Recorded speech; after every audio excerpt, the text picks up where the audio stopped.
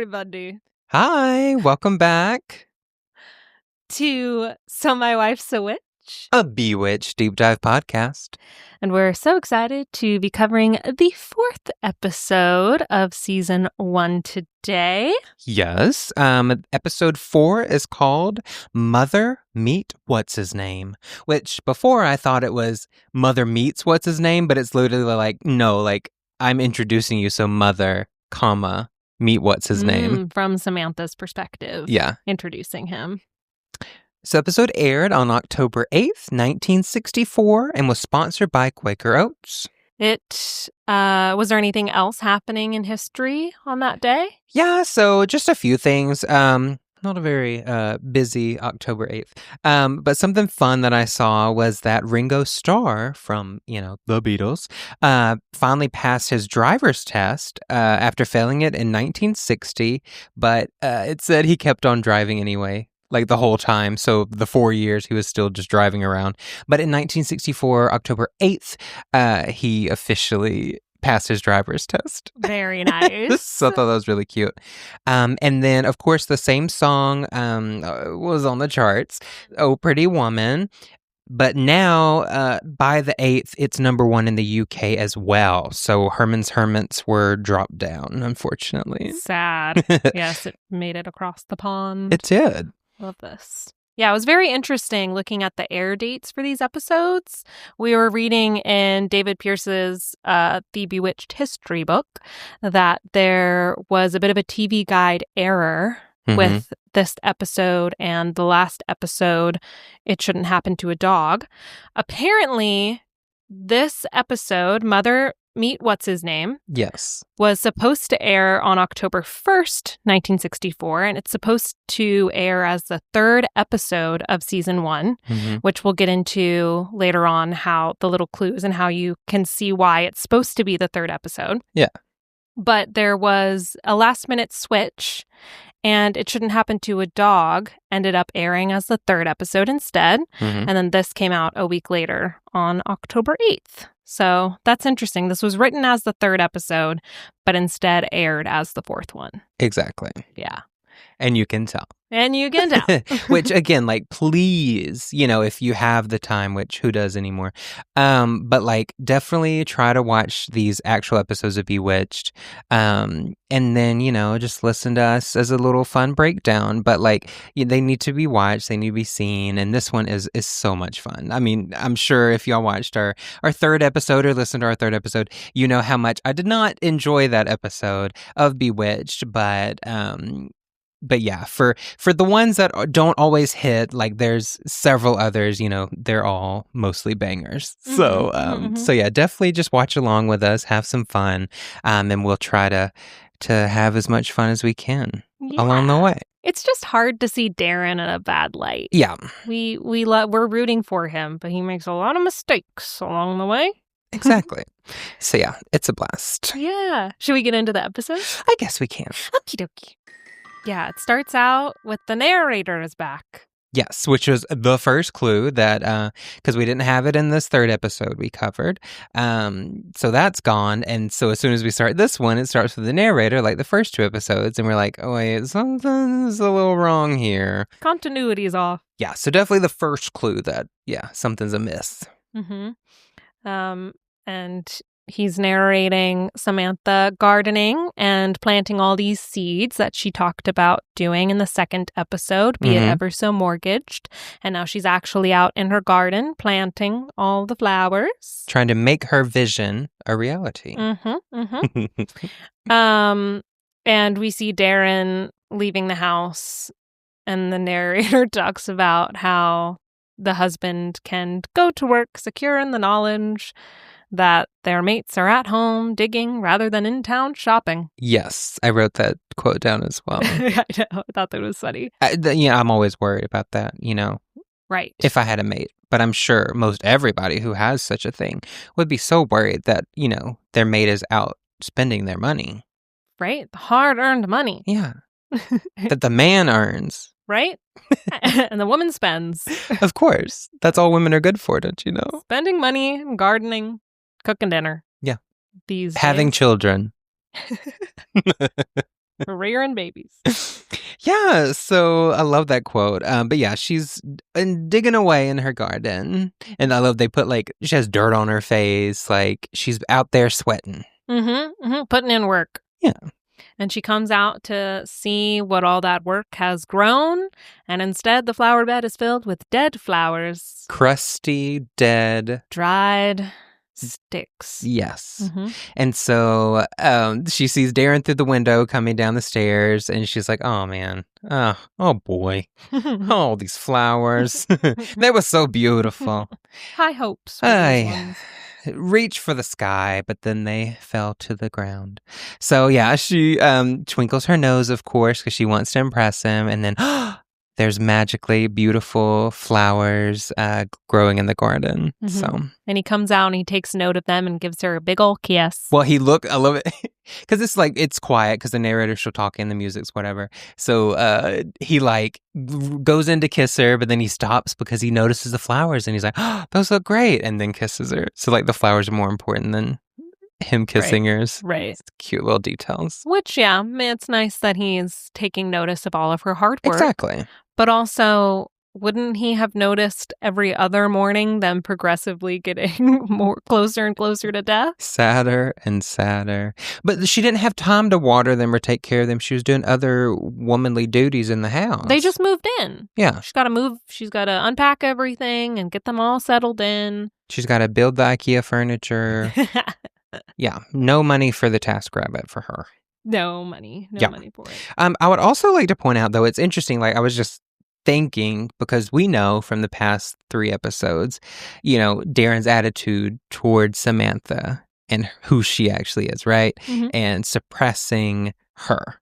So I just thought it was interesting that any magic that we see, especially in these fun little montages, are without his knowledge, because she knows he's going to get mad about it, right? So she's having to still sneak around to impress him, so I guess for his own benefit, but she's still having to sneak around him and be dishonest, I guess, in a way, to be herself. Which a lot of people have to do, unfortunately, to be themselves. So that just spoke to me a little bit with that just silly little interaction, but getting into it, of which was probably not the writer's intentions at all, but just what we can read into these things now, but how she's still having to go behind his back to be herself. Yeah, because you can't truly ever get rid of the who you are and who you are on the inside, and so of course it's going to come out in moments when no one's looking, or exactly, or when someone's standing around you in a kitchen, as we'll see later. But yeah, that's interesting. Yeah. And then Endora pops in. Yes. Or yeah, she pops into the garden. Yeah, so it looks like we're in a different spot. I'm not sure if the stuff we just saw, if that was in the front yard and then this is in the backyard. Either way, the one she's planting in now is a fresh thing of dirt, and it's bigger. The area is bigger, the flower bed. There's bushes about. Yes. So Endora pops in, sitting in the windowsill. And she's just like, what are you doing? Girl, what are you doing? Yeah, she's in the dirt? Planting onions. And she's like, I'm not planting onions. Onions would be too practical. I could use those. So I'm planting things to look pretty out here. Yeah, she's like, this is how it works in a neighborhood, a nice neighborhood. You need, your house needs to be pretty. And she's basically alluding to the second episode. She's like we've already been through this. Just make it look the way it was. And she goes back and no, I told you that I was going to do seeds. I'm going to do this the real old-fashioned hard way. And her mom's like, well, that's interesting, because that's not what happened earlier when Who's-Its left and you twinkled your nose. Yeah. And made them all look perfect magically. So definitely to show us that Endora is always watching, which would kind of freak me out if I was Samantha. I'd be like sitting on the toilet, oh, Andora's watching, oh, that was a crazy bowel movement you had earlier, and I'd be like, oh, mom, that's not interesting though. Yeah, getting to watch her and her husband. Yeah, in bed, and when do you stop watching, right? Yeah. You got to assume that she's respectful about it. I would hope so. Got to assume she's not being a weirdo about it. No, she's not Gladys. Yes, exactly. Watching in the middle of the night. Oh my God. I can't wait to get into everything Gladys does this episode. Yes. So then she follows her into the kitchen. She makes a comment about being when she's at bat and her mother's confused, thinking she's talking about bats, the animal bats. And yeah, then she says what? I know what those are. The things that the mortals always say that we're cooking. Yeah, cooking up. And then Samantha goes into the kitchen and Dora pops into the kitchen with her, and Samantha gets to have this funny monologue where she's explaining how baseball works, which if you take any sport and try to explain it to someone who has no concept of it, it's going to sound hilarious and silly. But I was very grateful that she tried to explain it because baseball is so confusing to me. Yeah. Like football, I can understand a little more, but baseball, it's just very confusing. Yes. They run around. Whoever runs around the most wins the series. And my favorite Endora catchphrase. You're not serious. Oh, yes, Darrin took me once. I don't believe it. And the one who runs around the most wins the series. Series of what? Nothing. Just a series. It's typical. You can't be serious when she's explaining these strange things. Excuse me. Only one? Sometimes it comes in 13. Who only sneezes once? I'll just wait for it. The rest will come eventually. Great. We can't all sneeze a bunch of times, Nathan. We can't all be that lucky. Sometimes it takes great practice just to sneeze once. I'm a two sneezer. Mm-hmm. Yeah, just two. Does it depend on who you're with or just in general every time? I think it's usually just two. You're able to sneeze twice. Fine. But I'm one of those people that sneeze in the sun as well. Like as soon as you go from like a dark place to a light place, like out, if you leave your apartment or something, always sneeze in the sun. My sister gets these sneezing fits where she'll sneeze like 20 times in a row and we'll all get progressively more and more over it. Like, okay, you can stop now, but you can't help it. Yeah. And that happened to me for the first time the other day. I sneezed like 15 times. Did you pull out a bottle of Allegra? You're like, here, please take it. Get it together. Yeah. Yeah, I don't know. It's that's my future that I get to look forward to, though. That's great. She needs to go to the ENT. She does. Anywho. Yeah. So Samantha's like, "Oh, Mother, would you like some coffee? I just made it in the percolator. But hold on, let me wash the 2 cups real quick." Mm-hmm.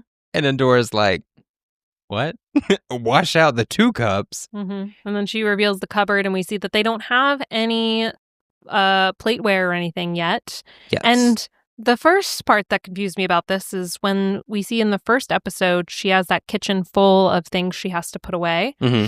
And it makes me wonder, like, did they rent all of that along with the house? That's what I'm like assuming. Yeah. Just like maybe suspension of disbelief. But I'm like assuming that it was kind of like hey, like some apartments, are furnished. Like maybe it was like here's this house, like everything in it, like you rent it. It comes with all these things already. Interesting. You're trusting people with your very fine belongings. It was like early Airbnb.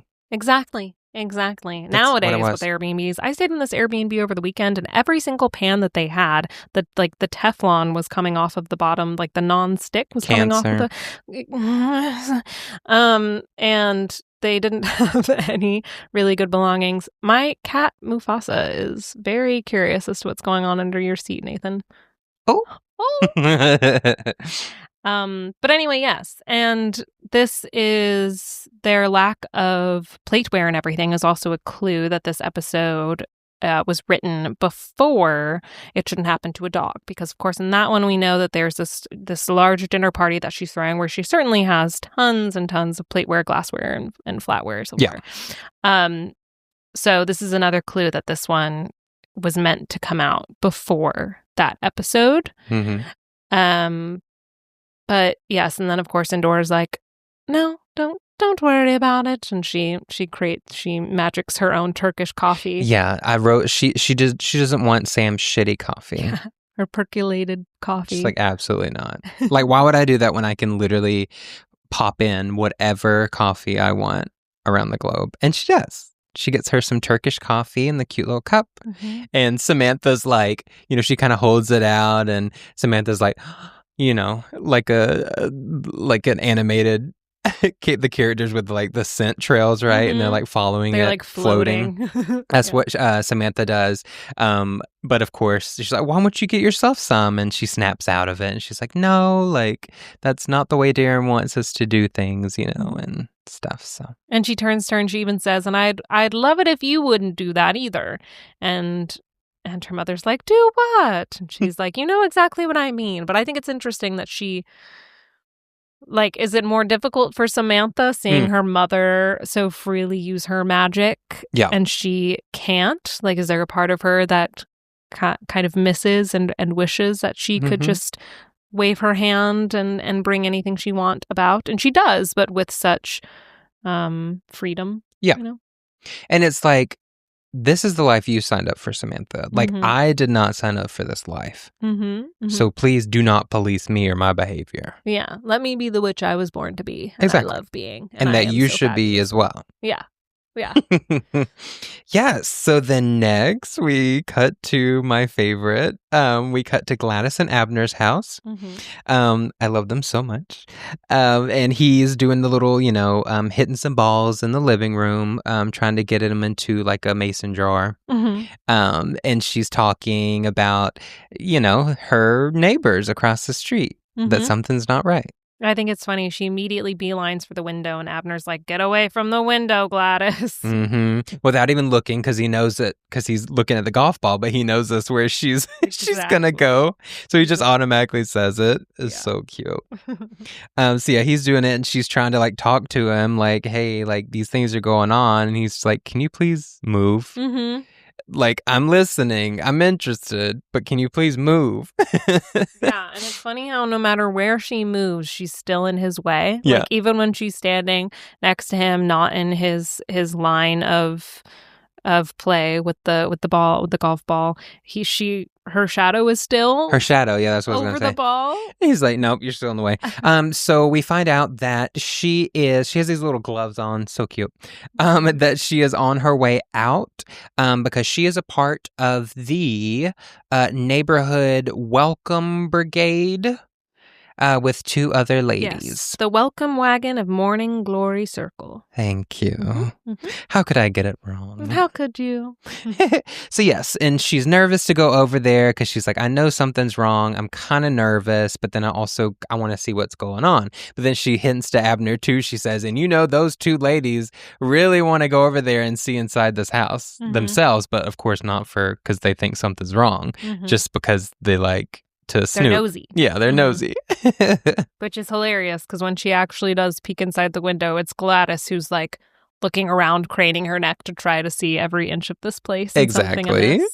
Yeah, so we see that, and she goes to leave when she gets frustrated that Abner is not paying any attention to her, and then the camera kind of lingers on Abner for a little bit. He finally is able to make a swing and hit the ball, and then we hear glass shattering. And it's funny, before she leaves, she's like, oh, I wish you would quit this nonsense and pick up a real hobby. Yeah. Which is hilarious because that's exactly what Abner is wanting to say to Gladys. Like, I wish you would quit this nonsense of snooping and pick up a real hobby like knitting or something.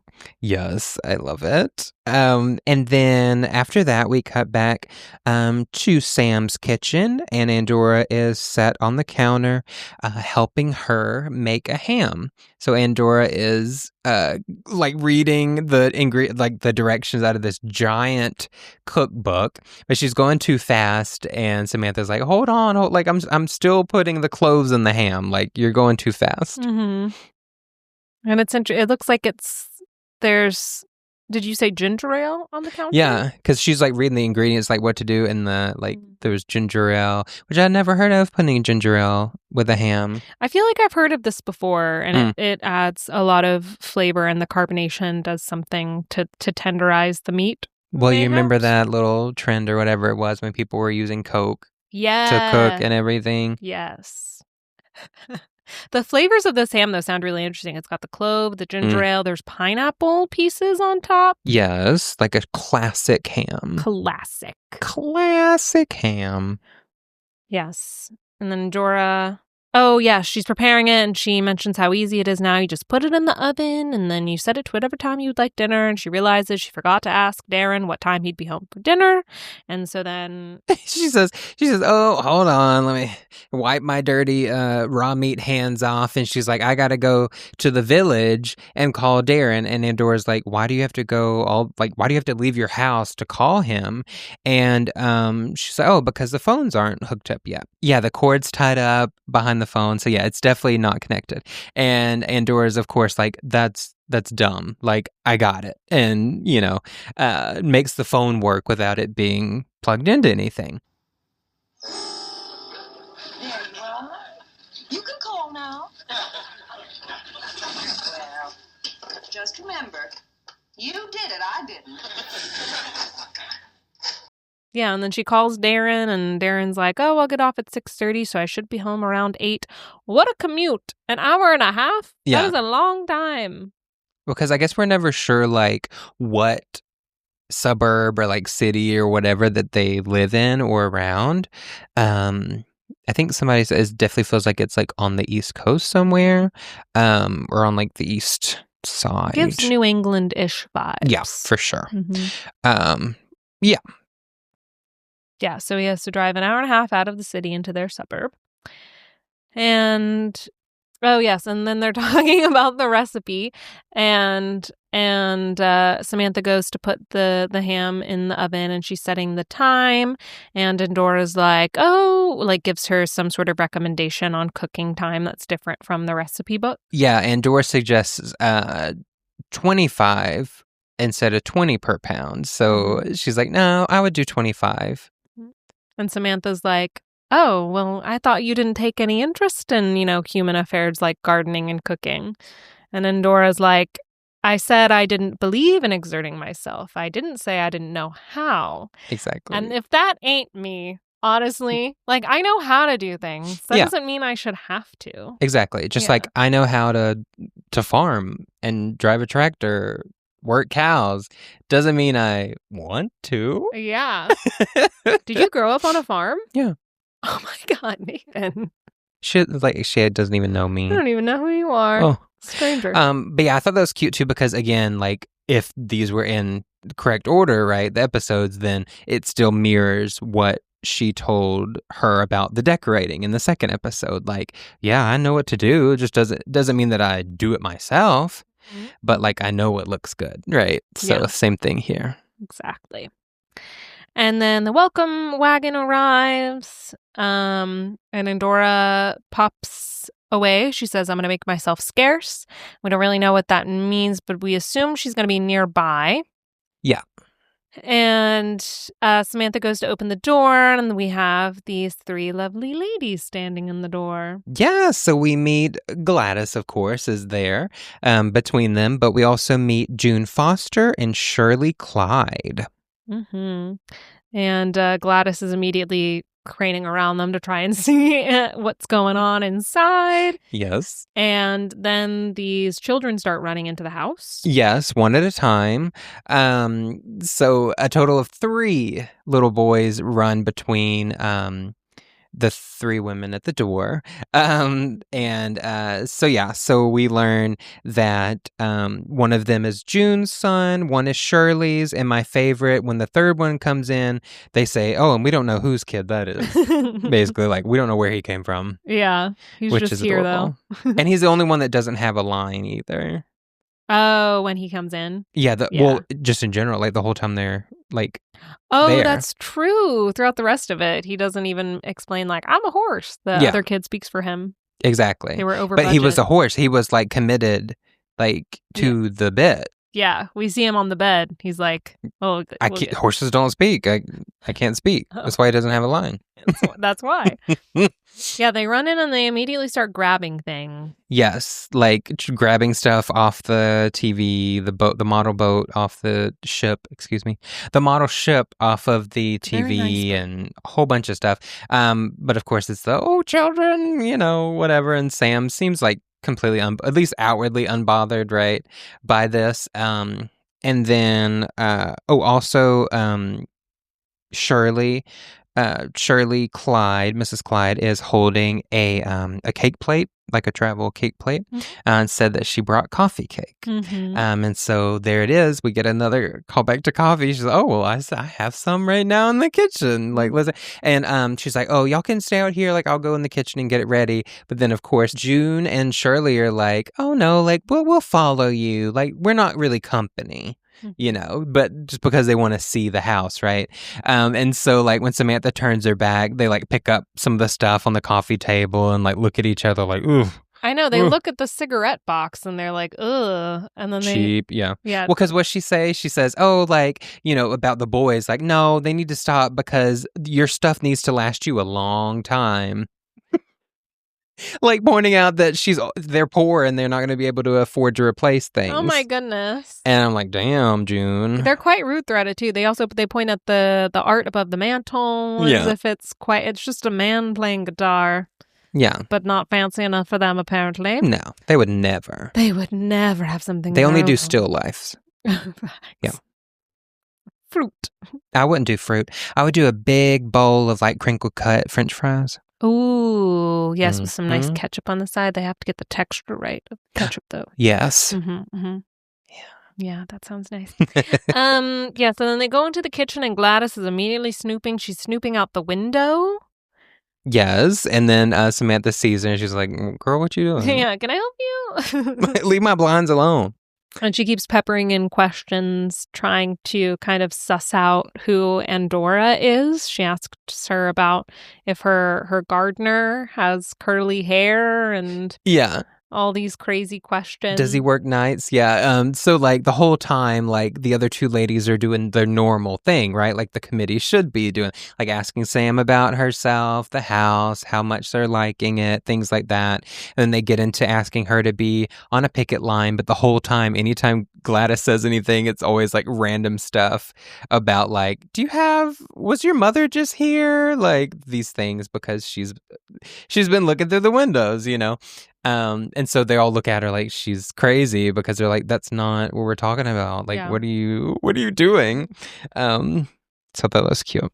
Yeah, and poor Gladys, they're talking about how they're going to picket the construction. Because there's like supposed to be a highway built close by. And they're like, hashtag not in my neighborhood. Absolutely we like not. Being disconnected. Yeah. And having to drive an extra half hour to get anywhere. Morning Glory Circle? No. Get away from here. Get away from us. Yeah. Yes, and Gladys's job on the picket line is going to be if anyone has to sit down in front of the concrete mixer. Yes. Poor Gladys. She is always thrown into the most ridiculous situations. But that's the first time, too, like when they bring that up, that she actually engages in what they're talking about and not like the random questions she's been asking. Gladys will stand by in case someone has to sit down in front of the cement mixer. Me? Why me? We voted. Nobody told me. It's a secret ballot. It's so good. But like they try to when they all get in the kitchen, they're trying to like help Sam, cut the cake and get the coffee. And then this is where my cupboards are bare. And she like, is about to open the cupboard. She's like, "Oh yeah, the cups are in there." And then of course before she goes and Shirley opens the thing, she twinkles her nose, of course, twitches her nose, and nice china's in there. And she's like seems impressed with it. She's like, "Oh, whatever. Bone china," or whatever she says. She's like very impressed, and then Samantha's like, "Yeah, and the nice stuff's still in boxes." Yeah, she says, "Oh yeah, the nice stuff is still in the boxes." Like I haven't even gotten it out yet to try to like clap back it because she knows that they're like judging her stuff, right? And then the other woman, June opens the silverware drawer and there's nothing in there. And she's like, oh, Samantha, where's your silverware? And Samantha's like, silverware, and so she says, oh, it's in that drawer to your left. And she's like, I just opened it. There's nothing in there. And she's like, look again. And then she twinkles her nose again, and then there's silverware. And of course Gladys is watching all this like what? There was no silverware in there, but she doesn't say anything. But yeah, so it's a set of really nice silverware as well. So then they sit down and start doing the thing. Yeah, she gets rather lax with the magic when she's in need. She does. It's only when she needs to use that she uses it. Exactly. Yeah. In case of emergency magic. Exactly. Break glass. Yeah, and then hold on. Oh yes, and then we cut to upstairs, and the boys have run upstairs into the bedroom. Yes, so we see Endora still reading Harpy's Bazaar, which again connects to the second episode. So she's still reading the same issue of Harpy's Bazaar on the chaise lounge in Darrin and Samantha's bedroom, all peacefully. So still close by, like we said she would be, when she popped away, but still not involved in what's happening downstairs. And so then all of a sudden the bedroom door flies open and here come the three boys playing all rowdy. And then they immediately jump on, with shoes on, Samantha and Darrin's bed. Mm-hmm. And Endora's like, little boys. No manners. And they go up to her and they talk about what they're dressed as. And he's like, I'm a cowboy, he's an Indian, and he's a horse. And she's like, I'm a witch. And he's like, are you a good witch or a bad witch? Which I was reminded of The Wizard of Oz. Of course. Any reference to The Wizard of Oz I'm here for. Exactly. And then they continue to play and they jump over her. Yes. To use her as a shield, right? For like a shootout. Yeah. And she's alarmed. Yes, little boy, and he dies dramatically across her body. Yeah, like falls over her legs, and I'm like, oh Lord, because that's when it cuts, and I'm like, she's gonna do something. Mm-hmm. She's not gonna have that foolishness. Oh no. Yeah, it cuts back down to the kitchen, and they're talking about committee things, and suddenly Shirley gets very quiet, and she says, oh no, the boys are very quiet. And Sam's like, oh, how nice. I know, she's like, isn't that a good thing? Like, what? Yeah. And then June's like, no, when they're quiet, it means they're up to no good. Yeah, she said, boys are always dangerous when they're quiet. Mm-hmm. And then they run upstairs to find them. And all three of them are tied up on the bed. Yes. As you do. As you do. Mm-hmm. And there's no Endora. She's gone now. And Gladys, once again, woman of the people, runs in, and she's still holding her little slice of crumb Yes, cake. When they run upstairs, she grabs the cake off the plate to take it upstairs, and so she just has it with her the rest of the time she's in the house. And I'm like, I've never felt I knew I loved Gladys a lot, and I've never felt so seen. I'm not going to leave something like that. I know, right? I was enjoying that. I'm going to take this with me. Absolutely. Exactly. It might dry out. Yeah, right? Not on my watch. What if I get hungry when I'm upstairs? Not on my watch. And it's not her house, so if she leaves crumbs everywhere, who cares? Yeah, she doesn't have to clean it. No. Yes, and Gladys immediately catches on to the fact that all three of them are tied up, which begs the question, who tied up the third one? Yeah, because they're tied from the front, right? And so it would be a little more difficult to for one person to do it, but also still tie themselves up, right? Yeah. And none of the other wives of the welcome wagon are perturbed by this. She said when she's tried, because she's like, hey, Shirley, that's kind of weird, don't you think? And she's like, boys will be boys. Yes, and just kind of writes it off Gladys, why are you being so weird? And yeah, because she's keeps trying to they're coming down the stairs, and then the boys running the road basically, and she kind of jumps down Gladys's throat about it, and I'm like, there's no need for that. Mm-hmm. Do not be mean to Gladys. Mm-mm. That pisses me off. Right? You're already putting her in front of the cement mixer. What if it gets in her hair? Not her hair. Yeah. Yeah, and I thought it was funny when Shirley's yelling to her son outside and she's telling him to look both ways before crossing the street and everything. And then she says by the door, if he exerts himself, he'll get the flu. No. She said if he perspires. If he perspires. If he perspires, he'll get the flu. He'll get the flu. Mm-hmm. Which really just means that he is immunocompromised. Well, maybe that's why they weren't in school. Oh, because he's ill? They're little sickly kids. They're all sick. They're all sick at the same time. Before vaccines, I don't know. Don't know. Yeah, that was something we noticed in our books. They pointed out that if Darrin's going to work, that means it's a Monday through Friday situation. So the kids should be in school unless it's summertime. Unless Darrin is just like, they have a big campaign and he's just always working like nonstop and he has to get it done, right? On the weekends? Yeah. Oh my gosh. He's a busy man.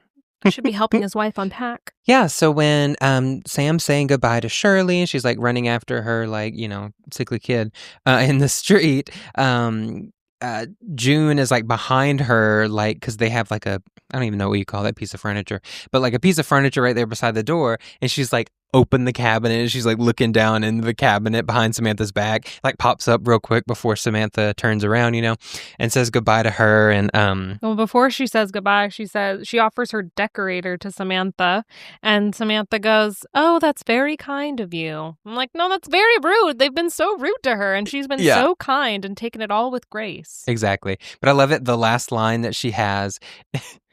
She says, "Robert," and she says it like so funny. It's so good. And if you would be so inclined and so kind to let me, I have a little mini ditties on both of these actresses. A little mini ditty. I do. Let's hear it. All right. So the actress that played Shirley Clyde, her name was Hollis Irving. She was born Minnie Helen Frundenfeld on July 17th, 1917 in Minneapolis. There's really not a lot about her. She wasn't very prolific.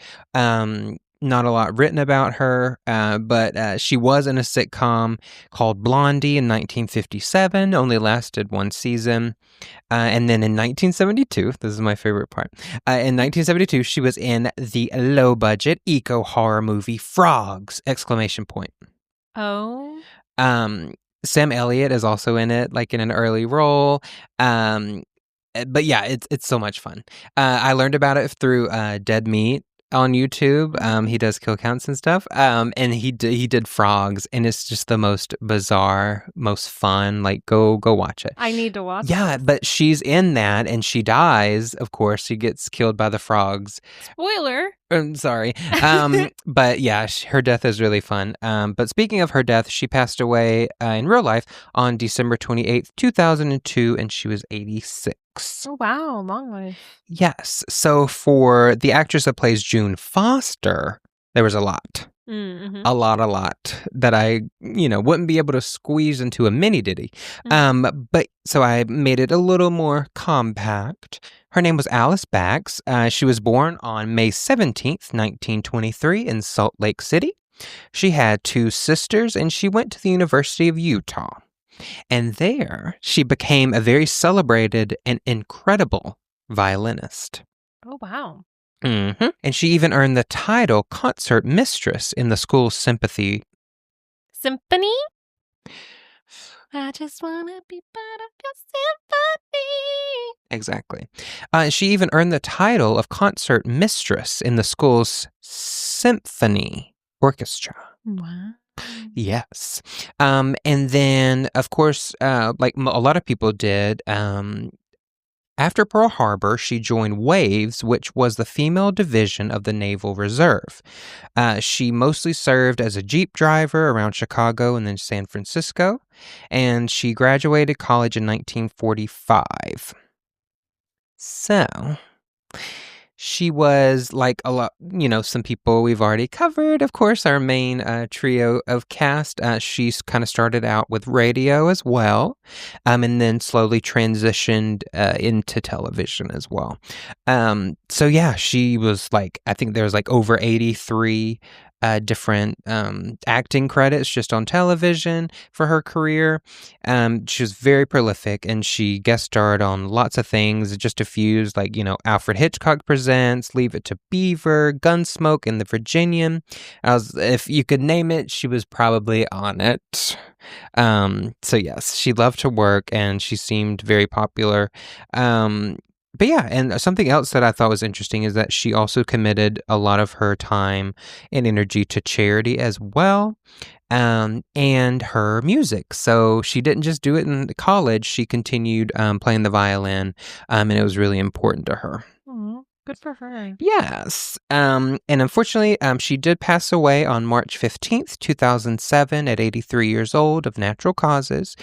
She was cremated, and her ashes were scattered in the Pacific Ocean. Oh, wow. Hmm? Similar to someone else we'll talk about a little bit later. I don't know who you could be talking about. All right. Thank you for those little minute ditties. Of course. Little No minute problem. ditties. Yes. So, of course, while Samantha's saying her goodbyes to Shirley and June, Gladys is in the kitchen. And she feels the need to tell Abner immediately what she has seen upstairs with the three boys being tied up. And she goes over to what we know is not actually connected, the phone. We see the cord dangling.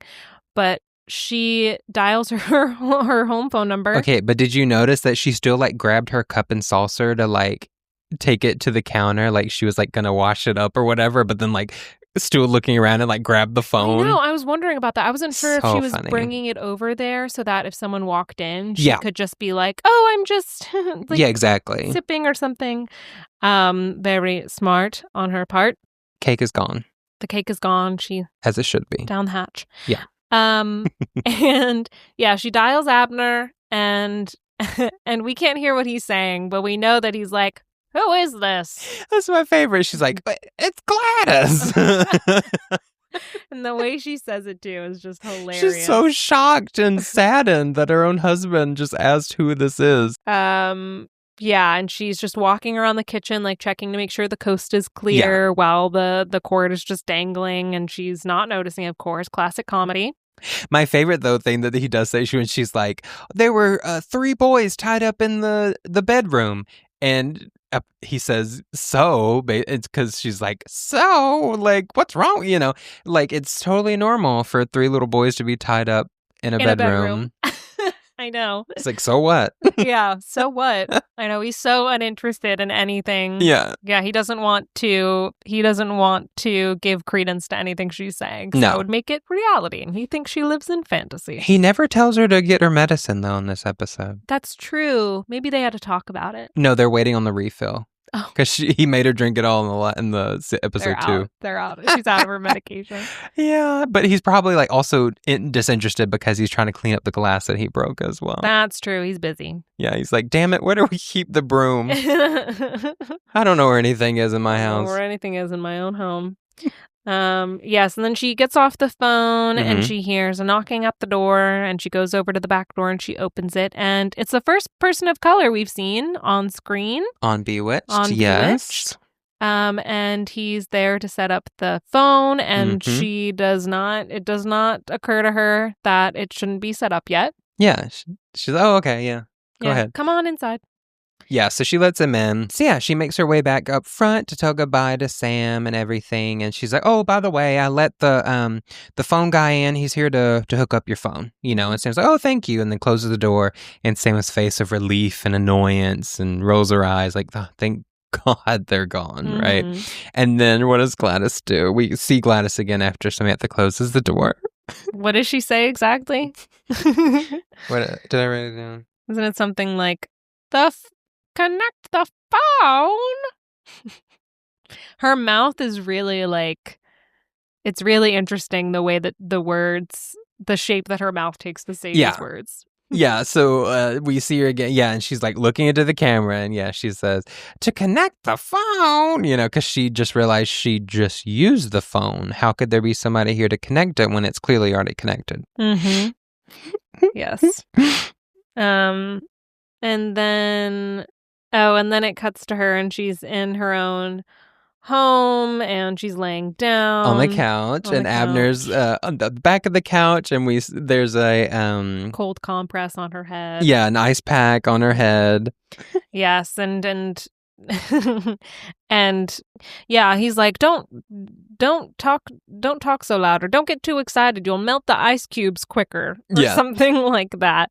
And she's just lamenting about this very strange experience she just had at the house between the three boys tied up and also the phone not being connected, and yet she was able to call him, and he's like, well, you called me, so clearly the phone was connected. Yeah. And she's like, no, but it wasn't, and he just like does not believe her. Well, because he even says like, oh yeah, you told me that 2 boys were tied up, and she's like, no, 3 boys were tied up. He's not listening. No. And he's like, do you need me to call the doctor? And she's like, no, it wouldn't do any good. He wouldn't believe me either. Yeah. So yeah, poor Gladys. Just gaslit all day long. every day. And we cut back to the Stevens' home. Mm-hmm. And Endora is there, and she's talking with Samantha about she's like, I'm glad those animals are gone. Like, that was awful. Yeah. And Sam's like, they're not animals, and getting kind of into the prejudice that Endora has toward humans. And Sam says, well, I think it's about time you met Darrin. Yeah, because she's like, Darrin's not like that. Like, I promise he's not an animal. Like, he's not like these 2 women.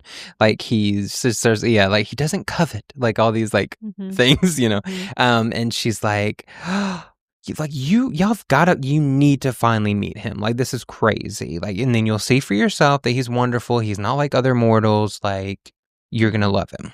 So there's this montage of her in all these beautiful costumes. Yes. And I thought it was an interesting use of time and resources, because you got to think she's going to be sitting in the chair in hair and makeup for hours to get all like the French like hairdress on and all of the different costumes and wigs that she wears for this moment. And yet the moments themselves are like 2 seconds. Exactly. But then you told me that they also took the time to take some promo shots. Yeah. So, like, we'll post those too, like, the shots. So, definitely of her in the French get up. But yeah, what is your favorite outfit? I don't know. I liked seeing her in the French. I just love those costumes too, with the big dress and the tall hair. And the traditional Marie Antoinette look. And she's got a little beauty mark right here by her mouth. I thought that was lovely. Mm-hmm. What was your favorite? Well, my favorite was the last one, which is her revving a motorcycle in leather and everything. It's incredible to see Agnes Moorehead on a like giant motorcycle. Mm-hmm, mm-hmm. It's also fun to see her in like the cowboy getup with the shotgun. Yes, her braids. Yes. Very cute. So we have that fun moment, and Sam says, just you'll like show up as yourself. Yeah, like your natural self. Like, he's gonna love it. Like, he's gonna love you just as much as I do. And then she kind of looks in the camera again, and she's like, oh, will he? Mm-hmm. You know, like, oh Lord, what's she gonna plan? Mm-hmm. Like, how's she gonna look, right? Yeah.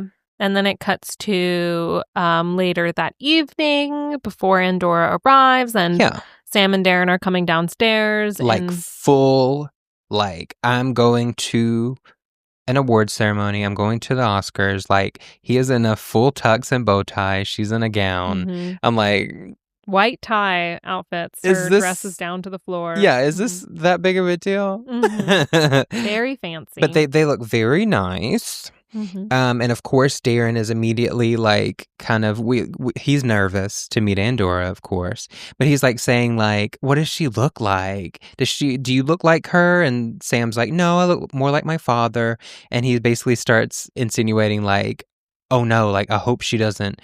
You know, he mimics, like mimes it, but says like, "I hope she doesn't have a pointy hat and a long nose with a wart on it." You know, like, and it's like, oh. His own prejudice against magical people and his exactly idea of what they are. Because Samantha's like, she's gonna look like what are you talking about? Like, she looks like a normal person. She has blue eyes, and she says she's 5'4", 180 118 118 pounds, like all these things. Yeah, he's like, what color eyes does she have? And she says, they're blue, all 5 of them. Exactly, kind of throwing it back at him like, you're being ridiculous. Yeah, and she calls him idiotic. Yeah, and she's like, why is it that human beings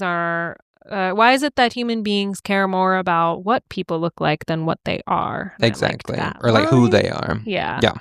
And then, she says, don't be idiotic. I was like, yikes. Now it's an argument. And he gets all fired up at that. Well, and but starts because say something at her. He'll do that, but then like it kind of like dissipates a little bit where he lets Samantha in and he's like, okay, like I understand, like I'm nervous, like that's all. Yeah. And we kind of see the wall come down a little bit, but it's like still doesn't mean you have to be an asshole. Yeah, he's about to fire back at her, and then the door rings, and then he reality checks, and he's like, sorry, I'm just nervous. That's She's right. like, all right, well, are you going to answer the door, or should I get it? Yes, so he's like, I'm going to do it, And if you'll remember in the second episode, he also answers the door, and he thinks it's Endora, all excited. But unfortunately, he does not call her mother and give her a kiss like he did to poor Gladys in the second episode.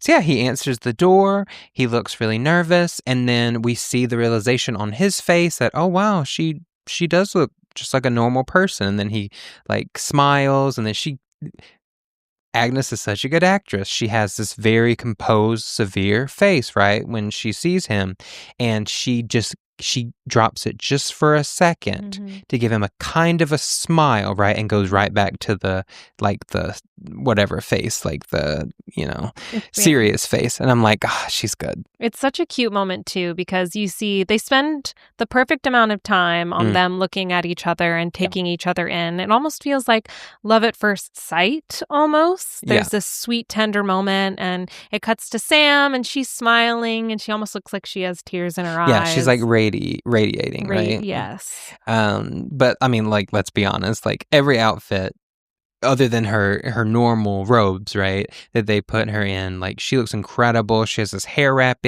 on her head, but like her hair's coming out the top, this gorgeous like flowing sparkled black. Yeah, we watched the colored version, but yes. Well, and like the sleeves are sheer. Like she looks incredible. It's she does look best when she is her natural self. Oh, of course. Yes. And so after they do that interaction, she looks through into Samantha, and she's like, Samantha, like she hasn't seen her just earlier that day, and goes and gives her a hug and everything, and it's cute. Yeah, and it's funny because she goes to introduce him. She's like, Mother, this is... And she pauses, and it was interesting watching this because it almost looks as if she's forgotten his name. But I wonder if she actually was wanting him to introduce himself and give him that moment to be able to say, hello, I'm your son-in-law. My name is Darrin. Nice to finally meet you. Exactly. And not a moment later, she calls him Dennis. Yeah. It's like, oh yeah, hi Dennis, basically. And he's like, oh, what should I call you? And he tries to say Mrs. like whatever. And she's like, you'll never be able to.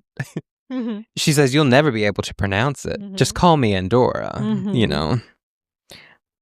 Yes. And then almost immediately Endora starts using magic for various reasons. Yeah. So I guess to push his boundaries, right? To see how comfortable he truly is around her. Because again, like I said earlier, like you can't expect her to, she didn't agree to not use magic like Samantha did. So she is just being herself, normal. So he asks her before they sit on the couch, like, would you like a drink? Yeah. She says, I'll take a very dry martini, Italian vermouth, Spanish gin, and a Greek olive. And he goes, I don't think I have all that. And she goes, no matter, I'll just get it myself. Yeah, and so of course a beautiful dry martini pops in her hand. She takes a sip and ooh, that's marvelous. And of course, he's a little uncomfortable by this, as he always is. And they go to sit down. She says, tell me what you do and why you do it and all that. And he starts going into his career in advertising, and Yeah, because at this point, it's weird kind of too. Like, he seems very confident now all of a sudden, right? Something he knows, something he can talk about. You know, when you don't know what to talk about, what do you go back to? Work. So what do you do for work? It's a very human thing socially to fall back on. Exactly. And of course, Samantha like keeps chiming in, and because her looks as well, like to Endora when she uses magic, and then back to Darrin because she's trying to keep the peace is really cute too. Because of course, Elizabeth Montgomery's face acting, her facial expressions, she's incredible. 10 out of 10. Yeah. Yes, and then she interrupts him to ask for a cigarette, and he opens up the cigarette case that we saw earlier the kids were playing with. Yeah. And she floats a cigarette to herself rather than taking it. Of course. And then he goes to offer her a light, and she goes, "Oh, I've got it." And I think what they did for this, it was another reverse moment. Okay. I think that they like lit it, and so it was lit, and then they filmed someone like underneath blowing it out because we see that it lights from like the smoke goes upwards.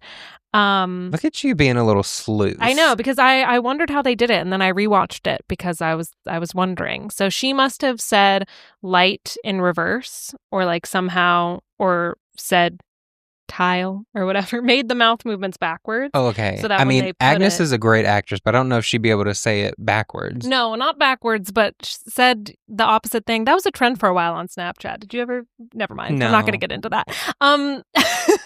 So she must have said tile or something, or made the mouth movements of light backwards so that it looks like she's saying light, but so that they're able to blow out the cigarette or light it. And it was very interesting. Very nice.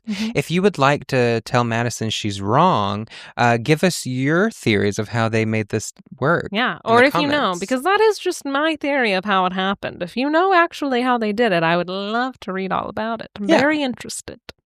Yeah, so Endora asks Samantha for the ashtray. It's kind of like behind Samantha, I guess, on the little side table by the couch. And Samantha's like, oh, sure, like without giving it a second thought, just grabs it and puts it down in front of her. Which I will say, very scandalous for the 60s, but did you notice, especially in this dress, like, it's like the most cleavage Elizabeth Montgomery gives the entire show, when she like leans down to put the ashtray on the thing. I was like, oh my. I did not notice, Nathan. Scandalous. Yeah. I was too busy listening to what she had to say.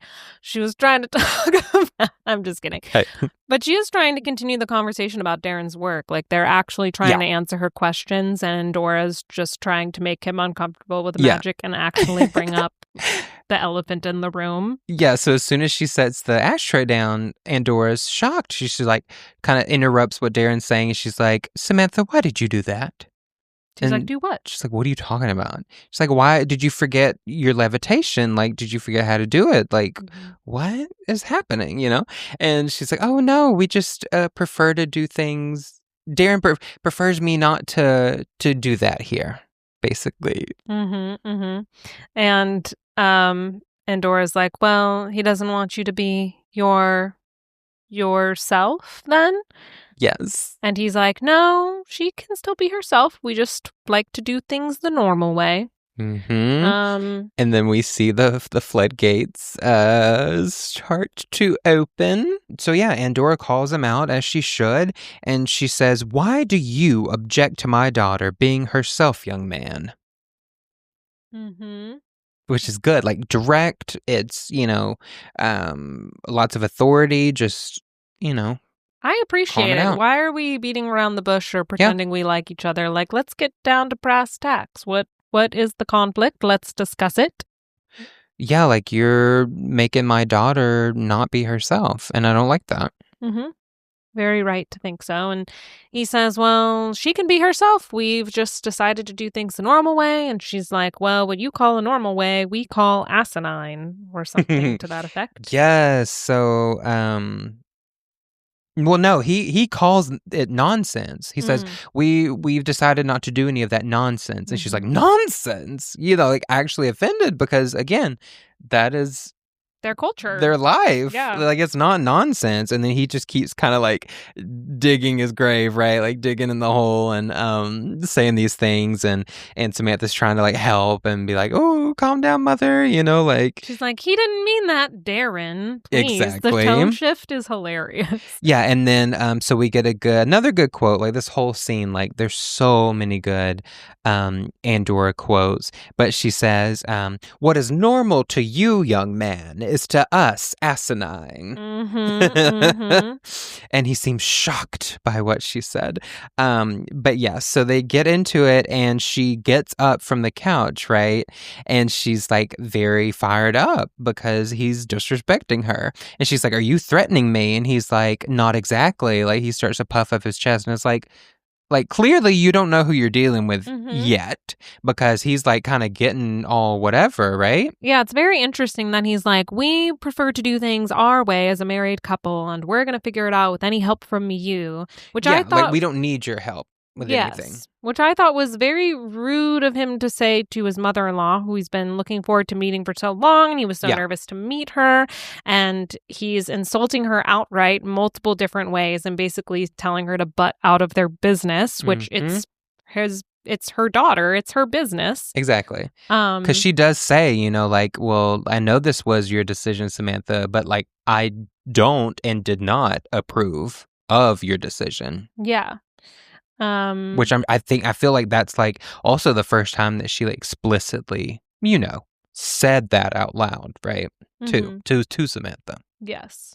Yeah, she says young man. She calls him young man several times, and it's quite frightening. I feel like this is the first time we've seen Endora really threatening someone or being scary and not, being a mother to her daughter and silly or cheeky in some way. Especially when she raises her arm.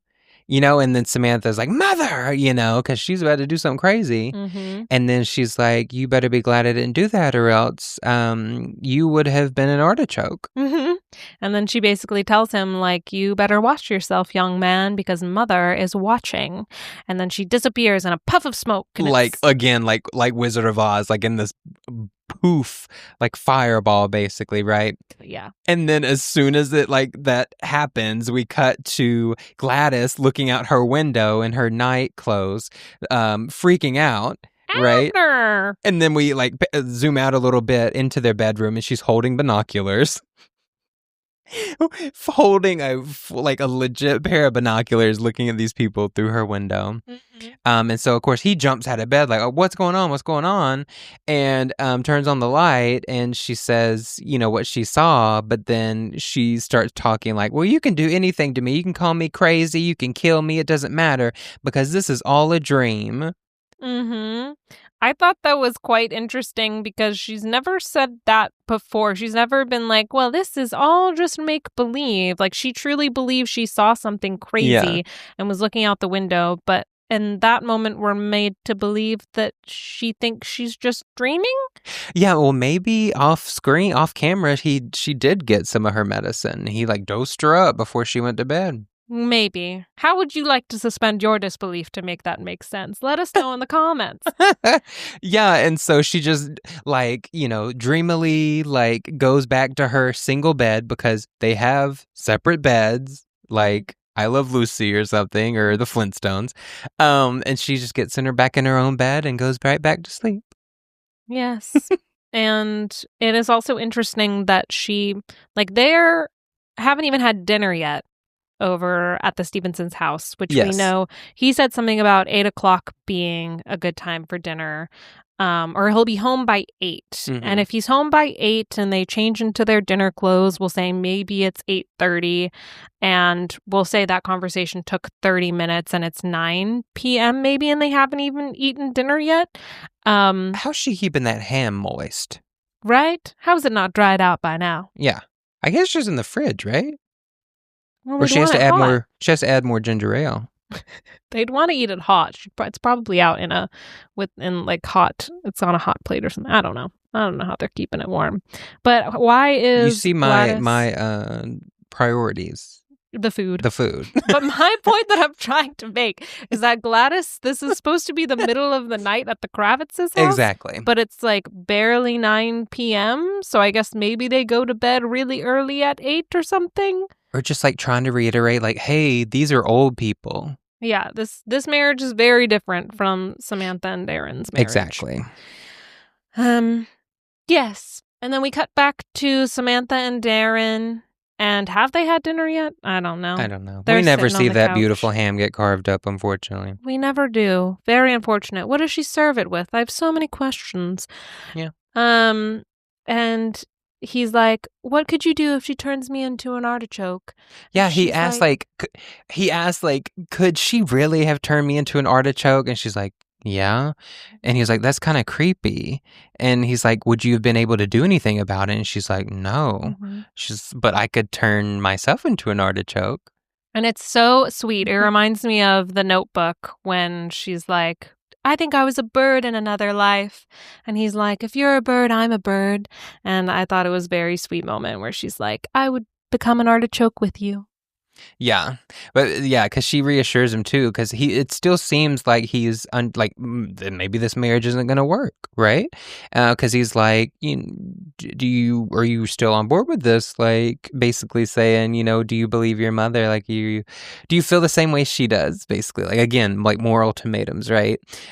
She's like, oh no, I assure you, like, you married me, not my mother. That's what she says. And she even does make a point in the argument with Endora that, like, I chose this, mother. This was my decision. He's not making me do anything. I'm like trying to take a little bit of her independence and choice in the matter back into account. Yeah, exactly. So yeah, after she assures him of that, and then the cute little artichoke thing, they kiss and it fades to black and there's the credits. And that's our episode. Anything, other thoughts swirling around your brain that you want to let out? No. It was much better than the third episode, right? I loved it. Yes. Anything when I can get a lot of Endora and Gladys, I'm here for. Yes, Gladys's expressions never disappoint. Never cease to amaze. Never cease to amaze. Love it always. And all of Endora's bits, especially the little montage with the different outfits, that was very fun. Yes. Yeah, looking forward to more of that.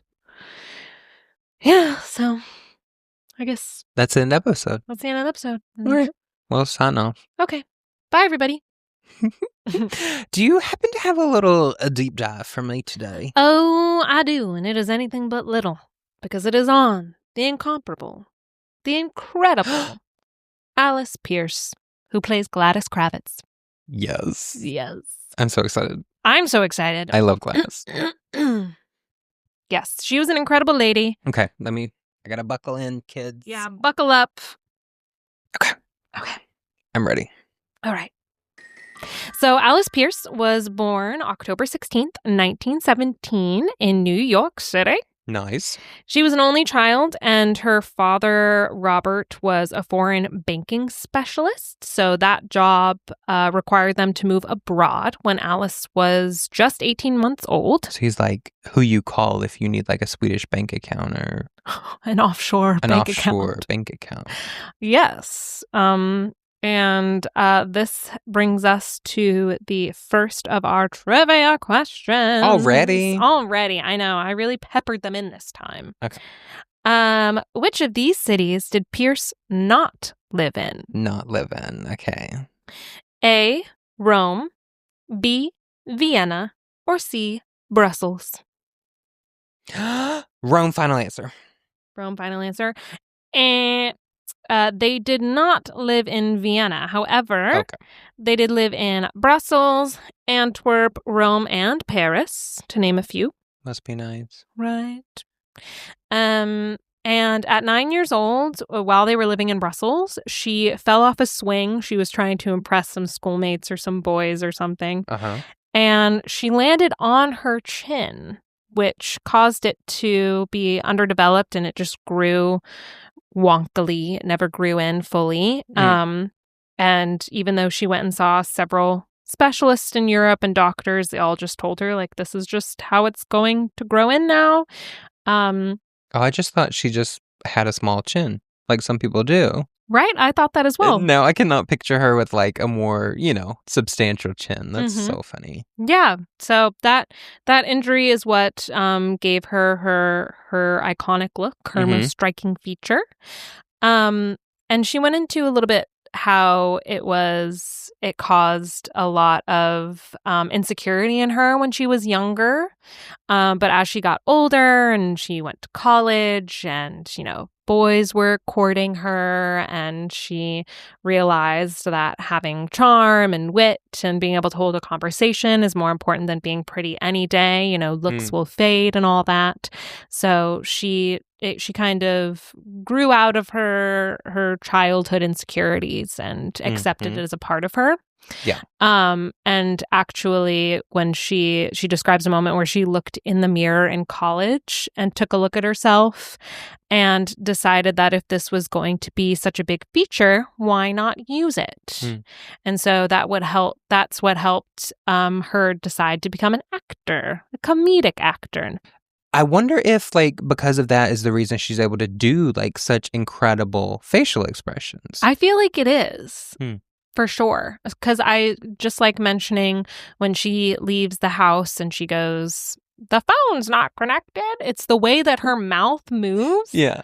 That makes it so funny to watch. Yes. And it's also what inspired her to get a lot of the roles that she got in her time.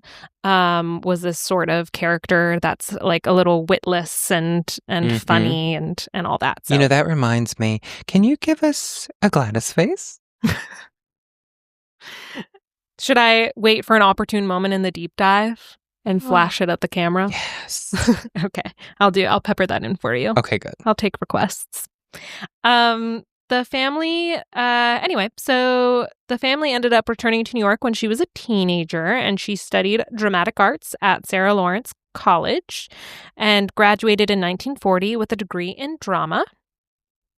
And at that point, she was 23 years old and began working in nightclubs as a comedian. Nice. In 1944, she was cast in the Broadway production of On the Town, a Leonard Bernstein musical. Do you know Leonard Bernstein? I feel like I knew this about her. Mm-hmm. I think so. But keep going. Okay, I'll keep going. Yes, Leonard Bernstein of West Side Story fame. Yes. And this brings us to our second trivia question. Okay. What famous actor was so impressed by her Broadway performance?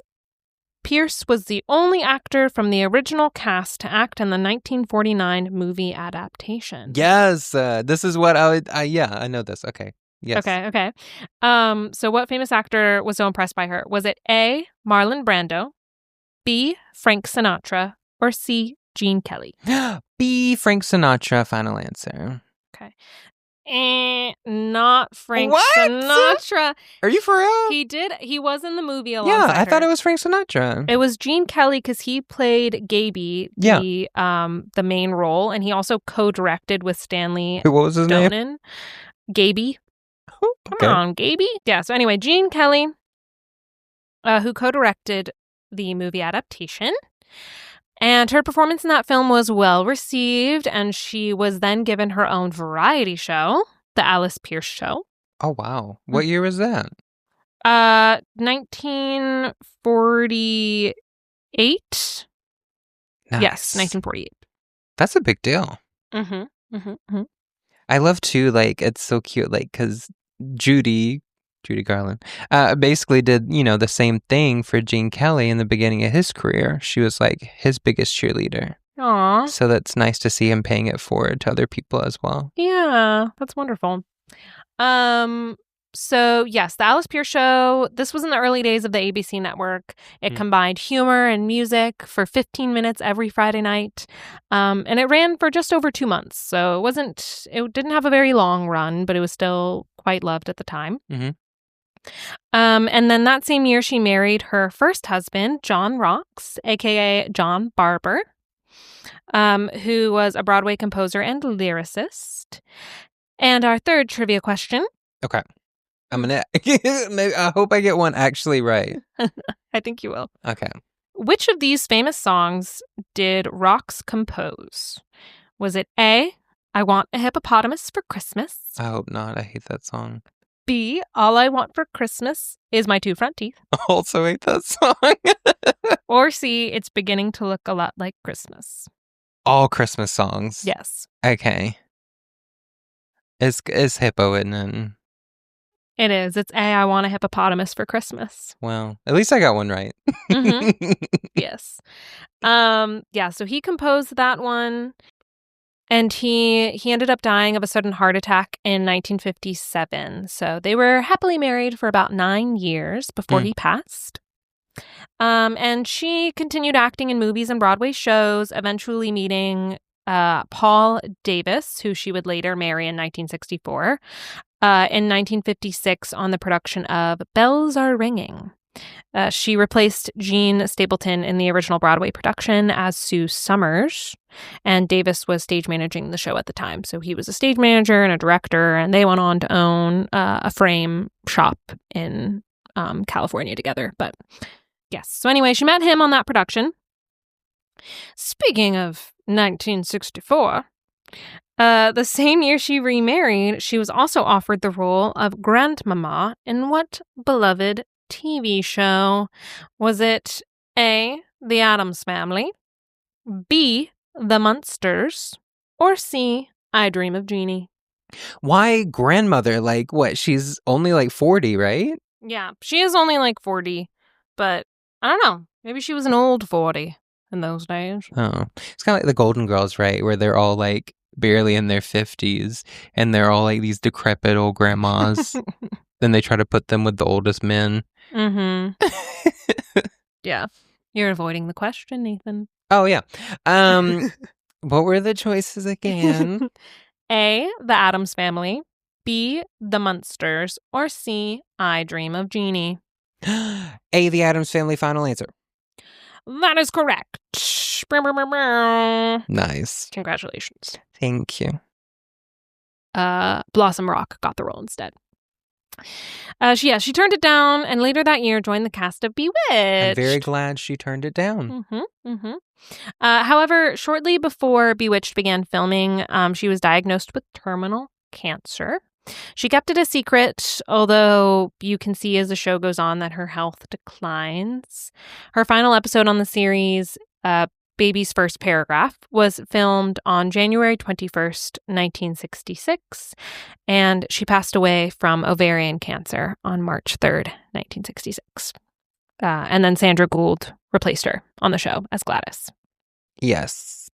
And something else to note, Paul and Alice honeymooned in Honolulu. So her second husband and her, they honeymooned in Honolulu. She loved it so much, they went back 6 months before her death. And she remarked to a friend that they would be coming back each year, for it was like heaven to her. And then when she passed away, she requested for there not to be a funeral. Instead, she wanted to be cremated, and her loved ones scattered her ashes over the Pacific Ocean, leading her back towards Honolulu so she could return each year like she wanted to. Aww, that's sweet. Right? I loved that. That's so cute, though, too. Like, you know, even like moving around and seeing so much as a kid that she, like, even Hawaii was still like, you know, she loved it so much. Special to her. Yeah. Yeah. And I thought that was interesting because that's also the actress who played June. Yes. Also had her ashes spread in the Pacific Ocean.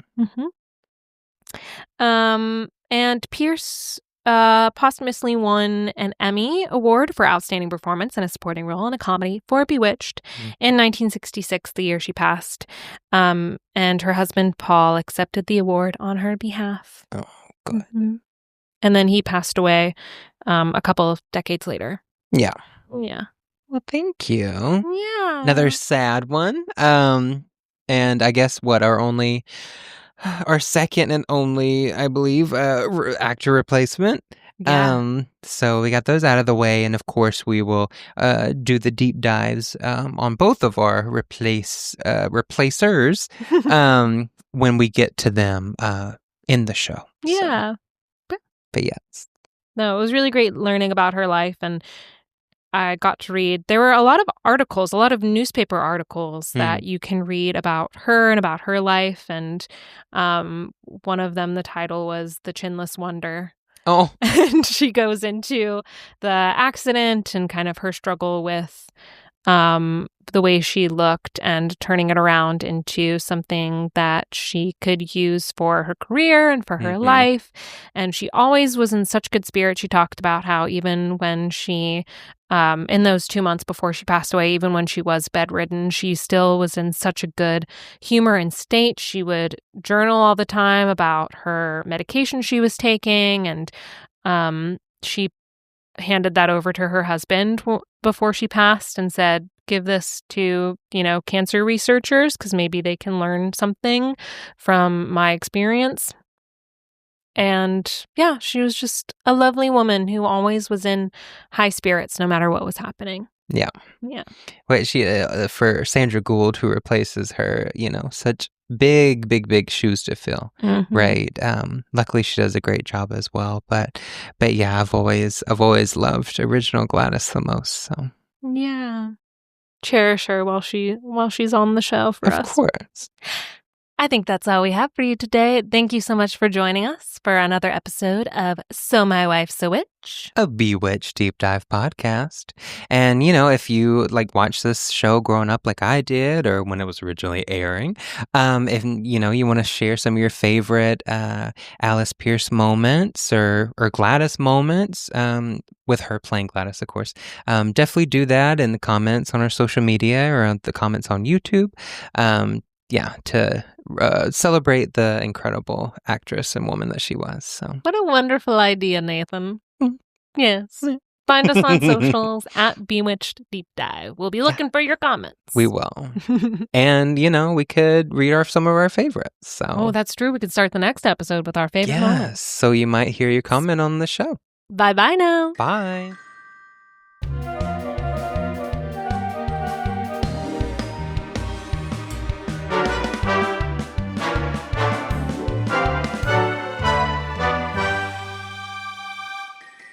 So my wife's a witch.